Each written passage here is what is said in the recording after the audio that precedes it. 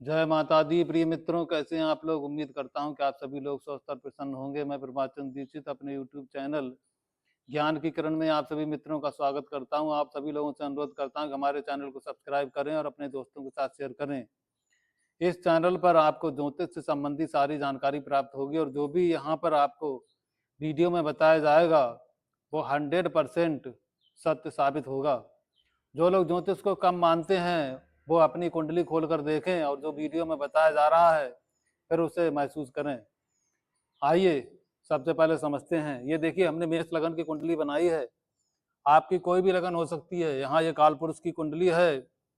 मेष नंबर 1 लिखा है इसलिए मेष लगन, 2 नंबर लिखा होता वृषभ लगन, 3 नंबर लिखा होता मिथुन लगन। आप अपनी कुंडली खोलिए और देखिए। सबसे पहले हम आपको ये बताते हैं कि अगर यहाँ पर मेष लगन लगन में अगर कोई ग्रह बैठा है, अगर शुभ ग्रह बैठा है लगन में, कोई भी अगर शुभ ग्रह बैठा है तो ऐसा व्यक्ति बहुत ही ज्यादा सबका मान सम्मान करने वाला, सबकी भलाई करने वाला, जीवन में सब प्रकार के सुख भोगने वाला और उसे किसी प्रकार की कोई कमी नहीं होती, ऐसा व्यक्ति होता है। और यही यार लगन में पाप ग्रह बैठ गया तो ऐसा व्यक्ति जीवन में शारीरिक कष्ट भोगने वाला, दूसरों की बुराई करने वाला, दूसरों को कष्ट पहुंचाने वाला और धन से हीन होता है। द्वितीय स्थान में, ये द्वितीय स्थान धन का, यहाँ पर अगर शुभ ग्रह बैठ गया तो ऐसा व्यक्ति अच्छी वाणी बोलने वाला, अपने परिवारजनों का ध्यान रखने वाला और अपने कुटुंबी जनों के लिए हमेशा उनकी सेवा के लिए तत्पर रहता है। अगर यहीं पर पाप ग्रह बैठ गया तो ऐसा व्यक्ति कठोर वाणी बोलने वाला, धन का नुकसान करने वाला और गलत दोस्तों के साथ रहने वाला होता है। तृतीय स्थान, तृतीय स्थान में अगर मान लीजिए शुभ ग्रह बैठ गया तो ऐसे व्यक्ति का जो पराक्रम होता है वह बहुत ही ज्यादा शुभ होता है। हमेशा सबकी मदद करने को तैयार रहता है और सबके साथ मिलजुल कर रहता है। अपने दोस्तों के लिए हमेशा ही मदद करने के लिए तैयार रहता है। उसके दोस्त भी बहुत ही ज्यादा अच्छे और श्रेष्ठ होते हैं। अगर यहीं पर पाप ग्रह बैठ गया तो ऐसा व्यक्ति अपना काम निकालने वाला और दोस्तों के साथ मिलकर के धोखा करने वाला होता है। ऐसा व्यक्ति किसी के साथ भी धोखा कर सकता है। चतुर्थ स्थान, चतुर्थ स्थान भूमि भवन जमीन जायदाद का होता है। यहाँ पर अगर सुख ग्रह शुभ ग्रह बैठ गया तो ऐसे व्यक्ति के घर मकान के अंदर भगवान के फोटो लगेंगे।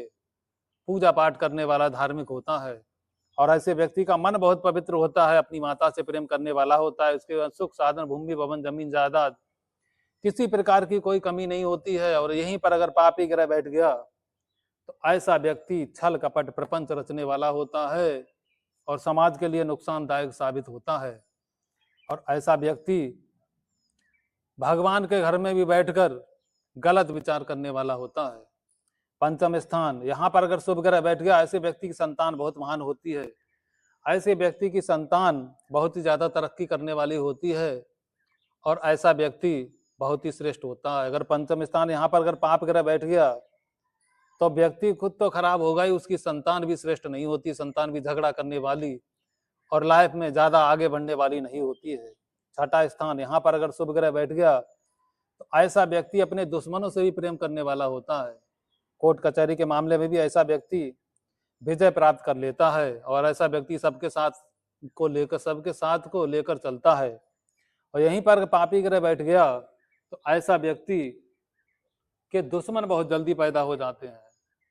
ना चाहते हुए उसके दुश्मनों की संख्या अपने आप बढ़ती चली जाती है। शुभ ग्रह होगा तो वह प्यार मोहब्बत से अपने दुश्मनों को दूर भगा सकता है।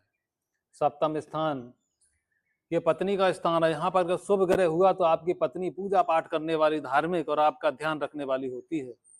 और यहीं पर अगर पाप ग्रह बैठ गया तो पत्नी झगड़ालू, आपकी बात ना मानने वाली, छोटी छोटी बात पर कलह करने वाली होती है। अष्टम स्थान, ये मृत्यु का स्थान है। यहाँ पर अगर शुभ ग्रह बैठ गया तो आपकी मृत्यु बहुत ही श्रेष्ठ होती है। आप पूजा पाठ कर रहे हैं, ध्यान में हैं और तुरंत आपकी मृत्यु हो गई, पता भी नहीं चला। अगर यहीं अष्टम पर पापी ग्रह बैठ गया तो व्यक्ति बहुत ही ज्यादा कर कर मरता है। आखिरी समय में व्यक्ति को कई प्रकार की परेशानियों का सामना करना पड़ता है। मृत्यु भी जल्दी नहीं आती है तो ऐसे व्यक्ति को आखिरी समय में महान कष्ट प्राप्त होता है। नवम स्थान, नवम स्थान पूजा पाठ धर्म का। यहाँ पर अगर शुभ ग्रह बैठे हैं तो ऐसा व्यक्ति धार्मिक होता है। मंदिर बनवाना, धर्मशाला बनवाना, प्याऊ लगवाना, धर्म के कार्यों में हमेशा आगे बढ़ चढ़कर हिस्सा लेने वाला होता है। और यहीं पर अगर पाप ग्रह बैठ गया तो ऐसा व्यक्ति धर्म का दिखावा करके धर्म से ही कमाने वाला होता है। दसम स्थान, अगर दसम स्थान में कोई शुभ ग्रह बैठ गया, ऐसा व्यक्ति अच्छे कर्म करने वाला और समाज के लिए मार्गदर्शन प्रदान करने वाला होता है। अगर यहीं पर पाप ग्रह बैठ गया तो ऐसा व्यक्ति पाप कर्म करने वाला और दूसरों को नुकसान पहुंचाने वाला होता है। एकादश स्थान, यहाँ पर अगर शुभ ग्रह बैठ गया तो आपकी आमदनी अच्छे कामों से होगी, यानी अच्छे कामों के द्वारा लाभ की प्राप्ति। और अगर यहाँ पर बुरे ग्रह बैठ गए तो बुरे कामों से ही प्राप्ति होगी। अगर मान लीजिए यहाँ पर बुरा ग्रह बैठा है और आपने अच्छा कर्म करना चालू किया, तब आपकी आमदनी बंद हो जाएगी, क्योंकि यहाँ बुरा ग्रह बैठा है, बुरे कर्म के द्वारा ही आमदनी होगी।